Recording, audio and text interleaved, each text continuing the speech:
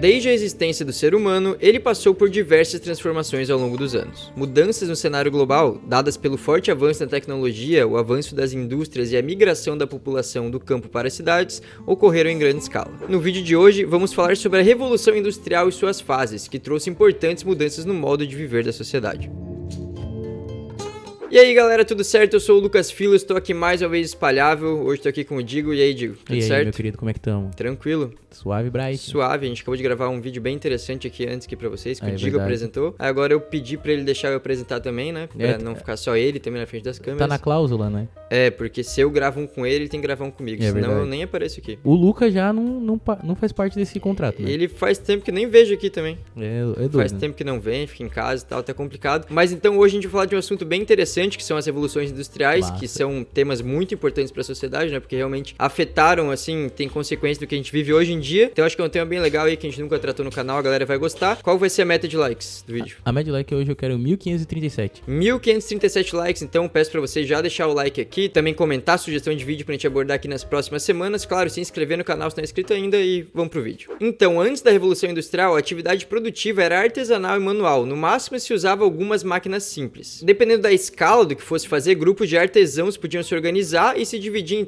algumas etapas do processo, só que muitas vezes um mesmo artesão cuidava de todo o processo, desde a obtenção da matéria-prima até a comercialização do produto final. Esses trabalhos, então, eles eram feitos em oficinas nas casas dos próprios artesãos e os profissionais da época dominavam muitas etapas do processo produtivo. Então a pessoa tinha que saber muita coisa, já que não tinha recurso para fazer o que a gente vai falar mais pra frente, eles tinham que saber meio que toda a parte do processo que eles fossem fazer. Isso é muito doido, né? Porque qualquer coisa que os caras iam usar, os caras iam ter que criar. Então Tinha os que fazer caras tudo, né? Isso, os caras iam ter que ser muito gênio. Por isso que até pessoas, claro, aos poucos as coisas foram evoluindo, mas até não tão antigamente assim, tem pessoas que tinham que fazer muito mais do que a gente tem que fazer hoje, né? Claro. Então, às vezes, tipo assim, nossos pais, nossos tios ou avós, assim, eles sabem muito mais do que a gente, em média, assim, né? Mas, então, é claro que esse processo produtivo, então, ele exigia muito mais trabalhadores e também levava mais tempo para que qualquer produto fosse fabricado. E, em meio a esse contexto, então, surge ali entre 1760 e 1860 a primeira Revolução Industrial, que teve início lá na Inglaterra. Bom, acho que muita gente sabe que a Revolução Industrial aconteceu lá na Inglaterra, ou pelo menos ela iniciou lá, né? Uma coisa que você deve saber, né, Digo?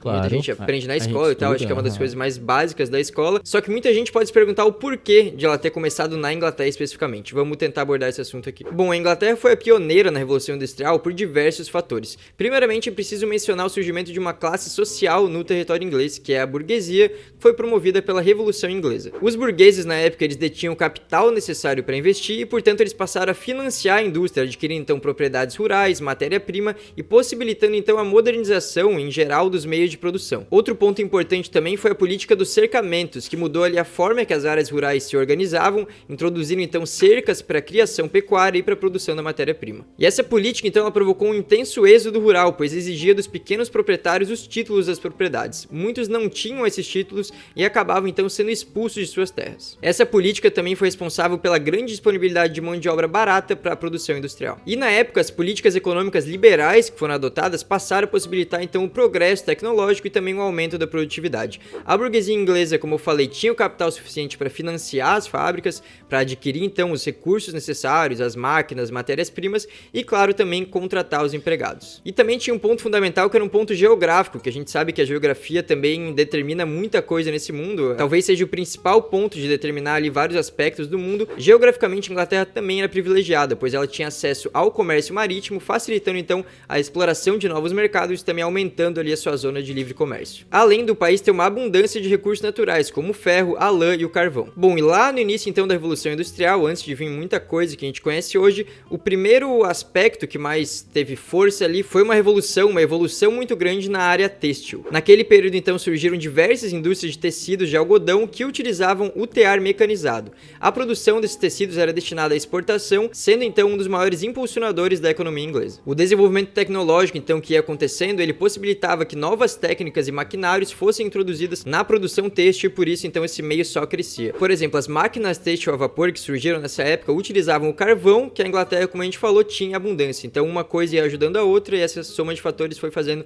com que essa área ficasse tão forte. As principais invenções, então, na época da indústria têxtil foram a máquina de fiar, o tear mecânico e o descaroçador de algodão. Tudo isso levou, então, a uma enorme produtividade, ao aumento dos lucros e também ao desenvolvimento da economia do país. O mais doido é que daí, ó, eram 3 máquinas ali principais, né? Então começou a gerar emprego na fabricação dessas máquinas. Então, tipo, pra fazer a máquina, isso, depois pra lidar com a máquina. Isso. Por isso também que muita gente fala que às vezes quando vai surgir uma tecnologia nova, fala, muita gente vai perder emprego, mas também, na verdade, vão se criar outros empregos, claro, né? Porque você sempre vai precisar de um humano ali pra lidar com as coisas, né? verdade. Então, vai meio que só mudando onde as pessoas trabalham, né? A não ser que eles criem uma máquina que autoajude, mas pra fazer uma manutenção nessa máquina, quem vai precisar?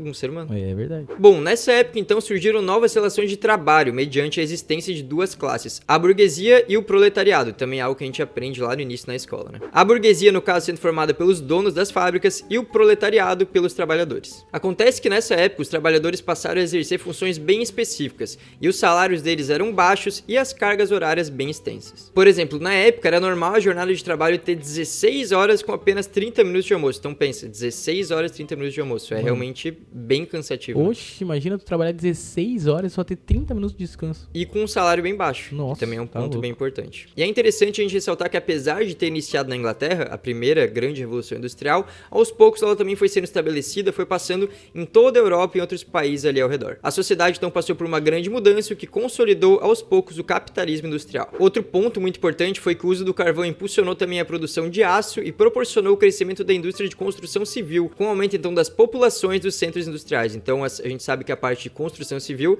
é uma das mais importantes, né, para a sociedade, porque é onde as pessoas vão morar. Então ali também a Inglaterra tinha recurso de sobra, o que também ajudou ela a fortalecer sua economia. Bom, então chegou o um momento em que a primeira revolução industrial evoluiu para a segunda revolução industrial, lá nos anos de transição entre 1840 e 1870. Isso aconteceu quando o progresso tecnológico e econômico também ganhou força com a adoção crescente de barcos a vapor, navios, ferrovias, fabricação em larga escala de máquinas e também o aumento de uso de fábricas que utilizavam energia a vapor. Bom, essa segunda revolução industrial, então, ela corresponde, logicamente, à continuidade desse processo de revolução na indústria. Ela ocorreu ali desde 1860, como a gente falou, e durou mais ou menos até o fim da Segunda Guerra. Nessa época, então, a industrialização, que de início se limitava à Inglaterra, que tinha muito mais recurso, ela foi se expandindo para outros países, como os Estados Unidos, a França, a Rússia, o Japão e também a Alemanha. Bom, então, para a gente entender de uma forma mais resumida, basicamente a segunda revolução industrial foi um aprimoramento e aperfeiçoamento das tecnologias que a gente falou na primeira revolução. O ferro, o carvão, a energia a vapor, que são características então da primeira fase da revolução, nesse momento de transição deram lugar aos representantes da segunda fase, então, como por exemplo o aço, a eletricidade e o petróleo. As ferrovias então foram se expandindo, possibilitaram o transporte dos bens produzidos e também o aumento do mercado consumidor,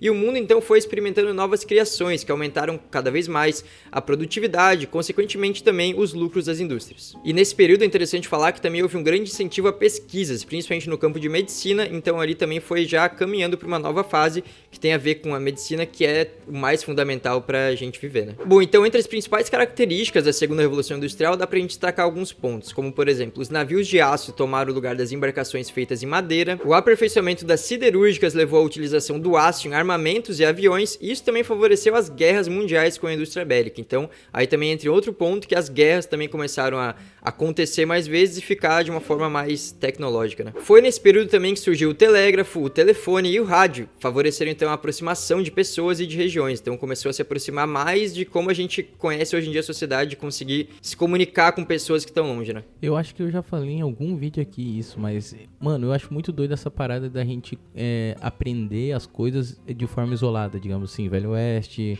Revolução Industrial, não sei o que, não sei o que. E tipo, olha só, nessa mesma época surgiu o telefone, o telégrafo, então tipo, pessoas... tudo tem a ver, né? Personalidades estavam em momentos históricos que aí elas pararam pra pensar em inventar algo, tá ligado? Sim. Então, tipo, várias coisas estão interligadas, tá ligado? Ao mesmo tempo tava acontecendo muita coisa e às vezes uma dependia da outra, né? Isso, Então isso a gente fala um vídeo aqui de uma história e o outro vídeo, às vezes, a gente até percebe que tinha relação com a outra história, né? Então, isso é interessante. Houve, então, o surgimento da indústria química, que permitiu a fabricação de remédios, antibióticos, vacinas, plásticos e também métodos de conserva de alimentos, como os enlatados. A eletricidade, muito importante, claro, que antes se limitava apenas ao desenvolvimento de pesquisas laboratoriais, agora não fazia parte só das indústrias, mas também no dia a dia de boa parte da população. E claro, a substituição da energia a vapor pela energia elétrica naturalmente possibilitou o melhor desenvolvimento das indústrias, permitiu criar diversos instrumentos que antes não existiam, que então facilitaram a produção no geral. A eletricidade também passou a ser utilizada para iluminação e transporte, como por exemplo o trem elétrico, e possibilitou diversos avanços no campo da comunicação. Também teve um momento muito importante que foi na produção de alimentos, com as técnicas então inseridas na produção agrícola. A refrigeração, por exemplo, também foi inventada nessa época.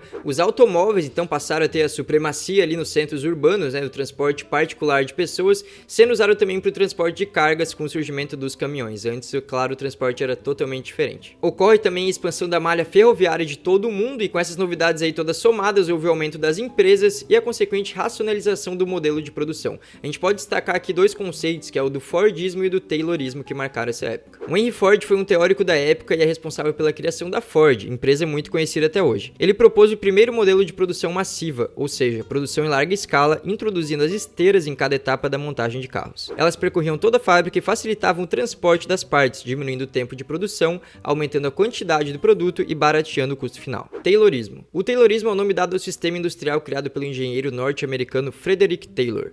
Ele propôs a divisão organizacional e especializada do trabalho. Assim, se já existia uma divisão desde a primeira fase, agora ela se intensificava. A criação e a execução foram separadas em setores bem distintos, ou seja, as funções do trabalho manual e do intelectual ficaram distanciadas. E aí vem outro fato muito importante mesmo, que foi o surgimento dos Estados Unidos como uma grande potência econômica. Então os países mais envolvidos, como os Estados Unidos também já se tornou na época, demonstravam interesse em industrializar outros países menos favorecidos. Surgiram nesse momento, inclusive, disputas territoriais por países da África, da Ásia e da América Latina também, em busca de matéria-prima. E essa fase de expansão industrial, inclusive, recebeu o nome de imperialismo ou de neocolonialismo. As nações, então, estavam crescendo muito economicamente, e todo esse processo industrial aumentava o desejo de controlar outros países no âmbito econômico e também cultural, porque elas viam que como as coisas estavam fluindo, estava rendendo dinheiro, estava rendendo evolução ali em vários países, cada um queria pegar, aumentar o seu pedaço, né, para realmente se tornar mais forte. E aí, claro, todas essas evoluções e mudanças trouxeram pontos que são discutidas até hoje, né? Tem pessoas que têm opiniões de um lado, opiniões de outro, mas o que não se discute é que essas revoluções trouxeram